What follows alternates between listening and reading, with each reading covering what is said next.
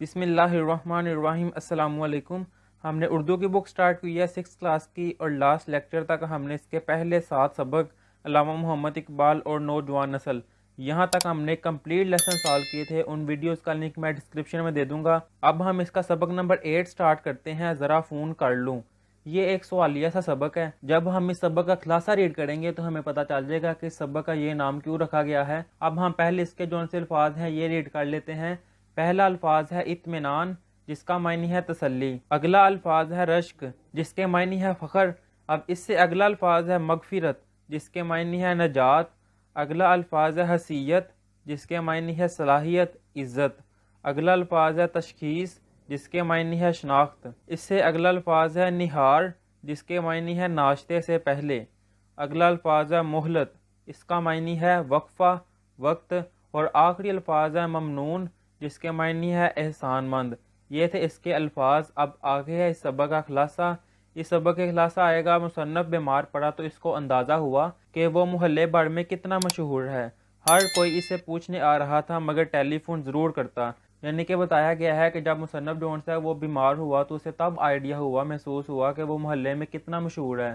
ہر کوئی اس کا پتہ لینے آتا، اور جب اس کی طبیعت کے بارے میں پوچھ لیتا تو جاتے ہوئے وہ ٹیلی فون ضرور کرتا۔ اب اس سے آگے ہے، شاید مصنف کے گھر آنے کی وجہ یہی ٹیلی فون تھا۔ سب سے پہلے شیخ نبی بخش تشریف لائے اور مصنف کی چارپائی سے لگ کر بیٹھ گئے، اور مصنف کی معمولی بیماری کو معمولی نہ رکھنے کا مشورہ دیا۔ جاتے جاتے اپنی دکان پر فون کرنا ضروری سمجھا۔ یعنی کہ شیخ نبی بخش آیا، مصنف کی طبیعت کے بارے میں پوچھا، اور جاتے ہوئے اپنی دکان پر فون کر گیا۔ اب اس سے آگے ہے، مصنف کی طبیعت پوچھنے باقر علی صاحب آئے۔ انہوں نے نبض ٹٹولی، یعنی کہ نبض چیک کی، اور کہا احتیاط کرو، کہیں مر گئے تو ادب کا ناقابل تلافی نقصان ہو جائے گا۔ بہکی باتیں کرنے کے بعد کہتے ایک فون کر لوں؟ مصنف نے کہا کر لیجئے۔ یعنی کہ حال پوچھنے کے بعد یہ بھی کہتا ہے کہ میں ایک فون کر لوں، تو مصنف نے کہا کر لے۔ اب وہ گیا تو اس کے بعد پروفیسر کریم بخش آئے۔ انہوں نے تشخیص کی کہ مصنف کے جسم میں شکر کی کمی ہو گئی ہے اور گلا خراب ہے، جس کے لیے انہوں نے نسخہ تجویز کیا جو مینڈک کی چربی، گندک اور لال بے کے انڈوں سے بنایا گیا تھا، جسے نہار منہ الو کے مغز کے ساتھ کھانا تھا۔ یعنی کہ پروفیسر کریم بخش آئے اور انہوں نے بتایا کہ مصنف کو شکر کی کمی ہو گئی ہے اور گلا خراب ہے، اور ایک نسخہ بنایا جو کہ بنتا تھا مینڈے کی چربی سے، گندک سے اور لال بے کے انڈوں سے، اور بتایا گیا کہ یہ نہار منہ یعنی کہ صبح صبح ناشتے سے پہلے الو کے مغز کے ساتھ کھانا ہے۔ اب اس سے آگے ہے، ہمارے بھائی نے ہمارے کمرے میں نوٹس لگا دیا جو افراد مزاج پرسی کو آئے وہ فون نہ کرے۔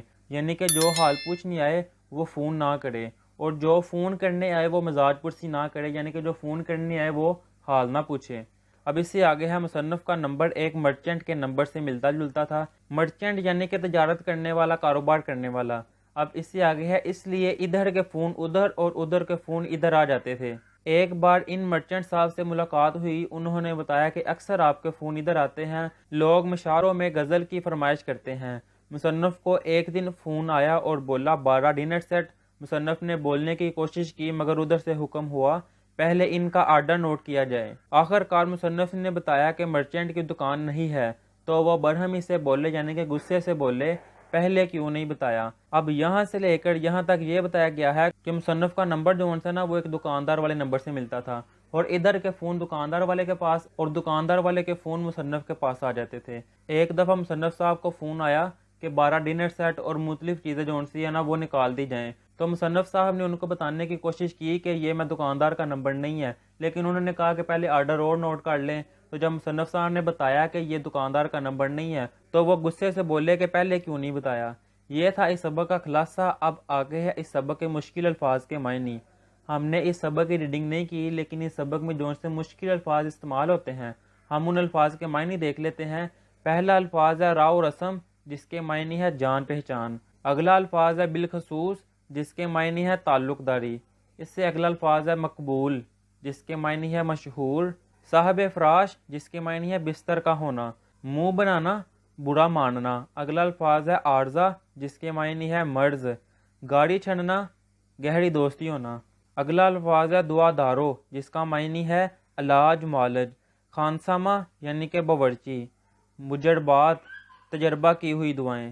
مہلت، جس کے معنی ہے عرصہ وقت۔ لٹھیا ٹیکنا، لاٹھی سے چلنا۔ وحشت، جس کے معنی ہے دیوانگی جنون۔ اگلا الفاظ ہے سر ہونا اصرار کرنا۔ چاندنیاں جس کے معنی ہے سفید چادر یا دڑی جو فرش وغیرہ کے اوپر بچھاتے ہیں۔ پٹی سے لگ بیٹھنا جس کے معنی ہے پلنگ کے پاس بیٹھنا۔ چرم چمبرا خال۔ اگلا الفاظ ہے ہم محلہ محلے دار، اس سے آگے ہے عوام الناس عام لوگ۔ دریافت پوچھنا۔ اگلا الفاظ ہے بانجا جس کے معنی ہے بہن کا بیٹا۔ حیات تازہ نئی زندگی۔ ناقابل تلافی اس کا معنی ہے جس کی تلافی ممکن نہ ہو۔ اگلا الفاظ ہے بہکی باتیں کرنا عجیب عجیب باتیں کرنا۔ مزاج پرسی کرنا عیادت کرنا۔ جھنجھوڑا ہلایا۔ اگلا الفاظ ہے زحمت جس کے معنی ہے تکلیف۔ تشخیص مرض کی پہچان شناخت۔ اگلا الفاظ ہے نہار منہ ناشتے سے پہلے۔ نگارشات ادبی تحریریں۔ برق کر غضبناک ہو کر۔ رشک کرنا اس کا معنی ہے فخر کرنا حالیہ موجودہ۔ ناساز خراب۔ مغز کا معنی ہے دماغ رانگ نمبر غلط نمبر۔ عرض درخواست۔ اگلا الفاظ ہے با آواز بلند بلند آواز سے، اس سے آگے ہے الیک سلیک سلام دعا۔ سالن گری جس پر سالن گرا ہوا ہو۔ ڈنر سیٹ کھانا کھانے کے برتنوں کا سیٹ۔ اور اگلا الفاظ ہے دم لینے کو سانس لینے کو۔ آخری الفاظ ہے ذلت جس کا معنی ہے توہین۔ یہ تھے اس کے الفاظ میں نہیں جو کہ سبق میں سٹارٹ ہوتے ہیں۔ اب آگے ہے اس کی مشق۔ اس کی مشق کا پہلا سوال ہے سوالات کے مختصر جواب دیں۔ سوال ہے مصنف کو کب پتہ چلا کہ وہ محلے میں بہت مقبول ہے؟ اس کا جواب ہے مصنف جب بیمار ہوا تو اسے پتہ چلا کہ وہ محلے میں بہت مقبول ہے۔ اگلا سوال ہے شیخ نبی بخش کہاں فون کرنے چاہتے تھے؟ کیا مصنف نے انہیں روکا؟ اس کا جواب ہے شیخ نبی بخش اپنی دکان پر فون کرنا چاہتے تھے، مصنف نے انہیں نہیں روکا اور کہا کہ شوق سے کر لیجئے۔ اگلا سوال ہے میر باقر کے مطابق ادب کو کس طرح ناقابل تلافی نقصان ہو سکتا ہے؟ تو اس کا جواب ہے میر باقر کے مطابق اگر ادیب مر گیا یعنی کہ مصنف مر گیا تو ادب کو ناقابل تلافی نقصان ہو سکتا ہے۔ یہ ہے اس کا جواب۔ اب اگلا سوال ہے پروفیسر کریم بخش کا پیشہ کیا تھا؟ اس کا جواب ہے پروفیسر بننے سے پہلے کریم بخش کا پیشہ خانسامہ تھا یعنی کہ باورچی تھا۔ اگلا سوال ہے پروفیسر کریم بخش کے مطابق مصنف کو کیا بیماری تھی؟ انہوں نے کیا علاج تجویز کیا؟ اس کا جواب ہے پروفیسر کریم بخش کے مطابق مصنف کو شکر کی اور گلا خراب کی بیماری تھی۔ انہوں نے مینڈک کی چربی گندک اور لال بے کے انڈوں سے بننے والی دوائی تجویز کی جسے الو کے مغز کے ساتھ نہار منہ کھانا تھا۔ یہ ہے اس کا جواب۔ اب اگلا سوال ہے درج ذیل الفاظ کو اپنے جملوں میں اس طرح استعمال کریں کہ ان کے معنی واضح ہو جائیں، کہ ان الفاظ کے جملے بنائیں کہ ان الفاظ کے معنی جون سے ہیں وہ واضح ہو جائیں۔ پہلا الفاظ ہے سیاح جس کے جملہ ہے پاکستان کے شمالی علاقہ جات کو دیکھنے کے لیے تمام ممالک سے سیاح آتے ہیں۔ اگلا الفاظ ہے تاریخی جس کا جملہ ہے مجھے تاریخی عمارات پسند ہیں۔ اگلا الفاظ ہے عبرت جس کا جملہ ہے دوسروں کی غلطیوں سے عبرت پکڑنی چاہیے۔ اگلا الفاظ ہے گرد و غبار جس کا جملہ ہے فضا میں گرد و غبار کی وجہ سے سانس کی بیماریاں عام ہیں۔ آخری الفاظ ہے کامیابی جس کا جملہ ہے محنت کامیابی کی کنجی ہے یعنی کہ محنت کامیابی کی چابی ہے۔ یہ ہے اس کے الفاظ جملے۔ اب اگلا سوال ہے درست جواب کی نشاندہی کریں۔ الف والا ہے شیخ نبی بخش ہے حکیم تاجر خانسامہ ٹھیکیدار، تو اس کا جواب ہے تاجر۔ بے والا ہے شیخ نبی بخش کی بیوی کا بانجا سب کچھ چھوڑ چھاڑ کر چلا گیا، کینیڈا امریکہ دبئی یا کراچی، تو اس کا جواب ہے کینیڈا۔ جیم والا ہے میر باقر علی ہے ریٹائرڈ صوبے دار ریٹائرڈ تھانے دار ریٹائرڈ چوکی دار یا ریٹائرڈ پروفیسر، تو اس کا جواب ہے ریٹائرڈ تھانے دار۔ اب اگلا ہے میر باقر کے بقول مصنف کی وفات سے ناقابل تلافی نقصان پہنچے گا، شاعری کو محلے کو ادب کو کرکٹ کو، تو اس کا جواب ہے ادب کو۔ آخری ہے پروفیسر کریم کے مطابق مصنف کے جسم میں ہے شکر کی زیادتی کمی مٹھاس یا قلت، تو اس کا جواب ہے کمی۔ یہ تھے اس کے ایم سی کیوز۔ اب اگلا سوال ہے خالی جگہ پر کریں۔ ہمیں اکثر فرمائشیں اس قسم کی آتی ہیں کہ 15 سے ڈیش بھیج دیں، اس کا جواب ہے لڈو۔ اب بے والا ہے ایک مرچنٹ کا نمبر کچھ ایسا ہے کہ اس کے اور ہمارے فون نمبر میں فقط ڈیش عدد کا فرق ہے، اس کا جواب ہے 1۔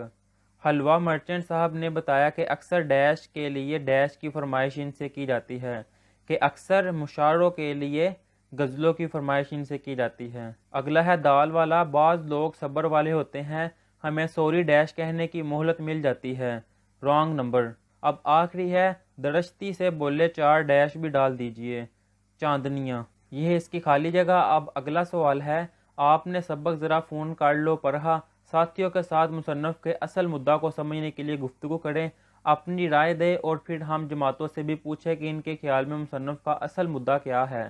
تو اس کا جواب ہے میں نے سبق ذرا فون کر لوں پڑھا، میرے خیال میں مصنف کا اصل مدعا یہ ہے کہ مصنف کے گھر ٹیلی فون لگا تھا، مصنف کی مزاج پرسی کے بہانے لوگ فون کرنے آ رہے تھے، لوگ دوسروں کی مجبوریوں سے فائدہ اٹھاتے ہیں۔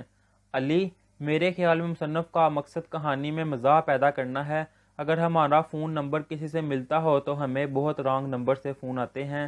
اور عمر کا خیال ہے، میرے خیال میں مصنف یہ بتانا چاہتا ہے کہ بیمار پڑ جاؤ تو لوگ نسخے بتا بتا کر ناک میں دم کر دیتے ہیں۔ یہ ہے اس کا جواب۔ اب اگلا سوال ہے، مذکر اور مونث الفاظ الگ الگ کریں، کہ اس میں سے مذکر اور مونث الفاظ جو سے ہیں وہ علیحدہ کرنے ہیں۔ شہر یہ مذکر ہے، اگلا ہے ہوا جو کہ مونث، اگلا ہے مرکز جو کہ ہے مذکر، مصیبت یہ مونث، عارضی یہ بھی مونث، رائے یہ بھی مونث ہے، آگے ہے قطرہ جو کہ ہے مذکر، اور آخری ہے ہاتھ وہ بھی ہے مذکر۔ یہ ہے اس کے مذکر مونث۔ اب اگلا سوال ہے، دی گئی عبارت میں خط کشیدہ الفاظ کے متعلق بتائیں کہ وہ مذکر ہے یا مونث، اور نیچے متعلقہ خانے میں درج کریں کہ یہ ایک عبارت دی گئی ہوئی ہے، اس میں الفاظ کے اوپر یہ لائنیں لگائی ہوئی ہیں، بتائیں کہ یہ الفاظ جو سے ہیں مذکر ہے یا مونث۔ دنیا کی ہر قوم کے لوگ اپنے وطن کی حفاظت کو اپنا فرض سمجھتے ہیں، اس میں وطن جون سے ہے یہ مذکر ہے اور فرض جون سے ہے یہ بھی مذکر ہے۔ ہمارے عوام اور مسلح افواج بھی اپنے وطن کی سلامتی کو یقینی بنانے کے لیے نہایت بہادری سے دن رات مستعد رہتے ہیں، اس میں مسلح افواج یہ بھی مذکر ہے اور دن یہ بھی مذکر ہے۔ اب آگے ہے، اگرچہ دشمن کے مقابلے میں ہماری مسلح افواج کی تعداد کم ہے مگر ان کا حوصلہ بے مثال ہے، اس میں دشمن جون سے یہ بھی مذکر ہے اور حوصلہ یہ بھی مذکر ہے۔ ان الفاظ کو نیچے مذکر کے سامنے لکھ دیں گے کہ وطن، فرض، مسلح افواج، دن، دشمن اور حوصلہ یہ مذکر ہے، باقی جو ان سے یہ لائنے والے ہیں نا، قوم، حفاظت، عوام، وطن، سلامتی، بہادری اور تعداد، یہ سارے جو ان سے ہیں وہ مونث ہیں، ان کو ہم مونث کے سامنے لکھ دیں گے۔ یہ مذکر اور مونث الفاظ ہم نے علیحدہ کر لیے ہیں۔ اب اگلا سوال ہے، درج ذیل عبارت کو غور سے پڑھیں اور بتائیں کہ بلی، کتا، مرغی اور انڈا مذکر ہے یا مونث۔ میری بلی بہت خوبصورت اور میرا کتا بہت وفادار ہے، مگر میری مرغی بہت بری ہے، ہر وقت شور کرتی رہتی ہے، تاہم اس کا انڈا کھانے میں بہت مزیدار ہوتے ہیں۔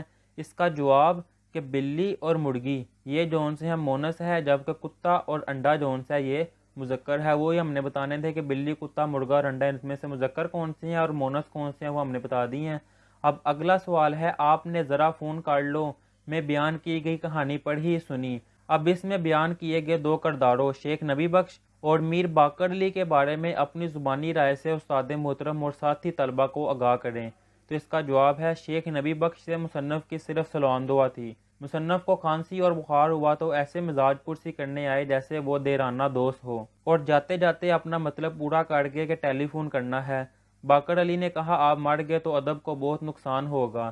باقر صاحب کو بہکی باتیں کرنے کی عادت تھی، مریض سے کبھی مرنے کی بات نہیں کرنی چاہیے، اس سے کہنا چاہیے کہ آپ انشاءاللہ جلدی ٹھیک ہو جائیں گے۔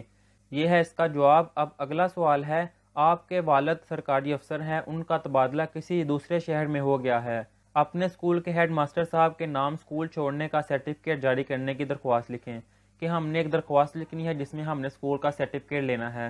تو یہ درخواست لکھ دیتے ہیں ہم، باخدمت ہیڈ ماسٹر صاحب، گورنمنٹ ہائی اسکول لاہور، جناب عالی، مؤدبانہ گزارش ہے کہ میرے ابو سرکاری افسر ہیں، ان کا تبادلہ گجرات میں ہو گیا ہے، اس وجہ سے میں اس اسکول میں مزید تعلیم جاری نہیں رکھ سکتا، مہربانی فرما کر میرے اسکول چھوڑنے کے سرٹیفکیٹ کا اجرا کیجیے تاکہ میں نئے اسکول میں داخلہ لے سکوں۔ نوازش ہوگی العرض، نام اور پھر آگے کلاس کا نام اور یہاں پہ تاریخ، یہ ہے درخواست۔ اب اگلا سوال ہے، کوئی مزاحیہ کہانی یا واقعہ سوچ کر اپنے الفاظ میں لکھیں۔ تو کوئی بھی مزاحیہ واقعہ جو سے اپنے الفاظ میں لکھ سکتے ہیں۔ اس کا جواب ہے، ایک دفعہ کا ذکر ہے کہ ایک کوا بہت پیاسا تھا۔ وہ پانی کی تلاش میں ادھر ادھر اڑ رہا تھا کہ اسے باغ میں مٹکا نظر آیا۔ مٹکے میں پانی بہت کم تھا۔ اس نے ایک کہانی سن رکھی تھی کہ اگر مٹکے میں پانی کم ہو تو کنکر ڈالنے سے پانی اوپر آ جاتا ہے۔ ہم نے بھی یہ کہانی سنی ہوئی ہے۔ اب اس سے آگے ہے، کوے نے مٹکے میں بہت سے کنکر ڈالے۔ کوے نے مٹکے میں جھانکا تو مٹکا کنکروں سے بھرا ہوا تھا۔ کنکر سارا پانی چوس گئے تھے۔